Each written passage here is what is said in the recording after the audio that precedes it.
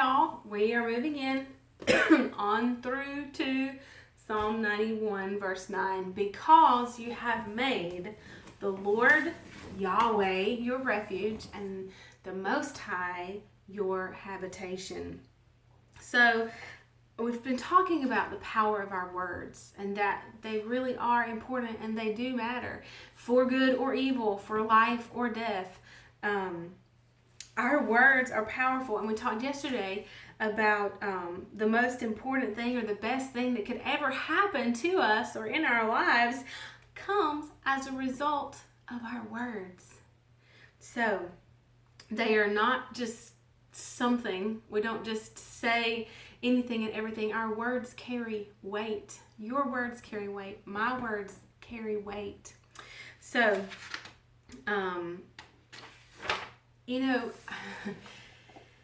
it is a lot easier, not really, but it seems that way, that it would be a lot easier to believe that I'm saved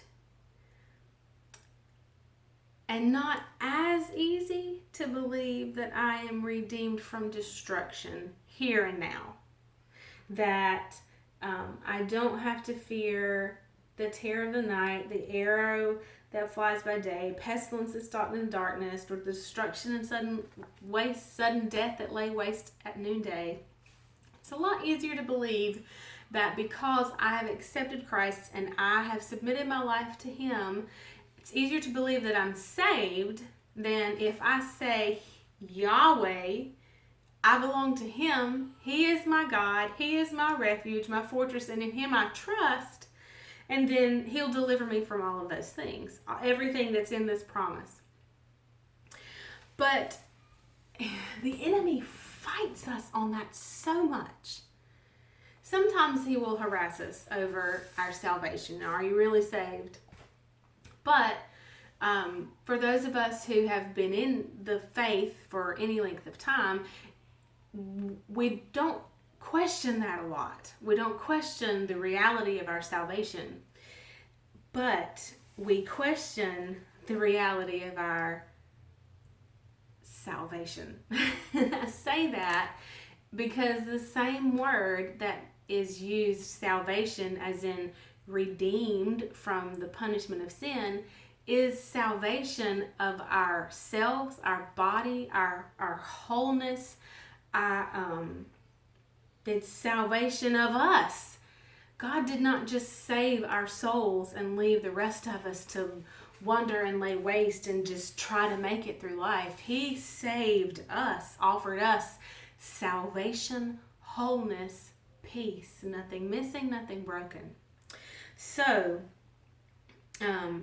but the enemy, Satan, the one who sets these traps and who does everything he can to steal life from you because he hates you so much, he fights in the natural.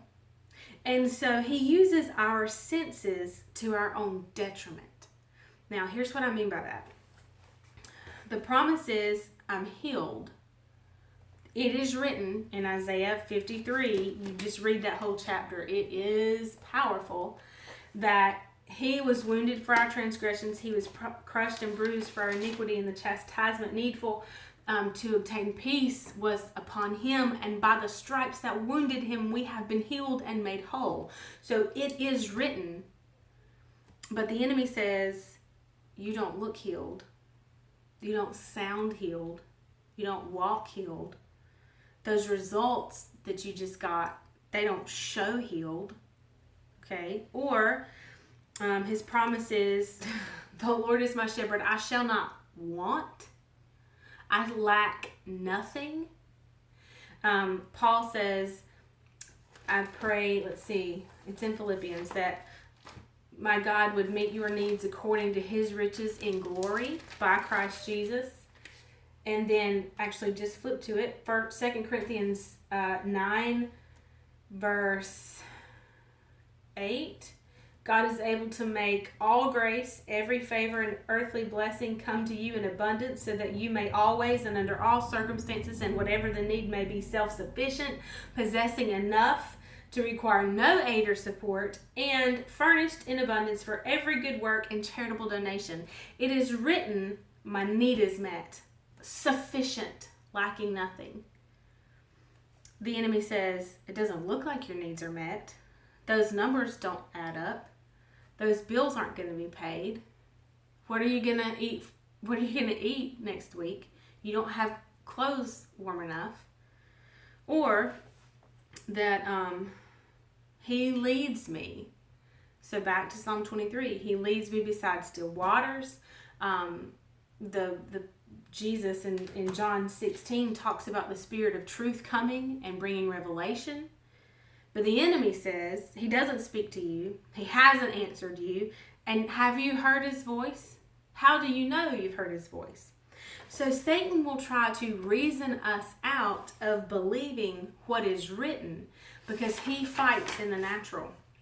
Now, this is, we've talked about Satan being the prince of the air, of course, ruler of the world. Adam and Eve gave Satan dominion and control of this earth, though Jesus Christ, when he came, broke the power of sin, but he has to move in the earth through you and I. We are his vessels.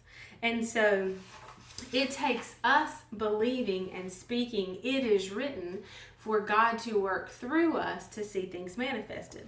So the enemy fights in the natural, and that's why you see such a fight sometimes for manifestation, is that he is, intent on your destruction. Though he has no power, he is no match for the power of God and the power of his word. So his tactic is to get us worn out, and his tactic is to just string us along. His tactic is to assault us, bombard us, so that his plan to let us loosen our grip on the word that we're holding on to. But the fact of the matter is, God is faithful. And if it is written and we speak it, if we use our words, the power of life and death are in the power of the tongue, and they who indulge in it shall eat the fruit of it for life or death. A man's self shall be filled with the fruit of his mouth, and with the consequences of his words must he be satisfied. I am going to be satisfied by the words of my mouth. And I say of the Lord Yahweh, the Redeemer, that he is my refuge and my fortress. My God, on him I lean, and in him I confidently trust and rely. Because I do that, we'll get into verse 10. I'll see y'all later. Bye.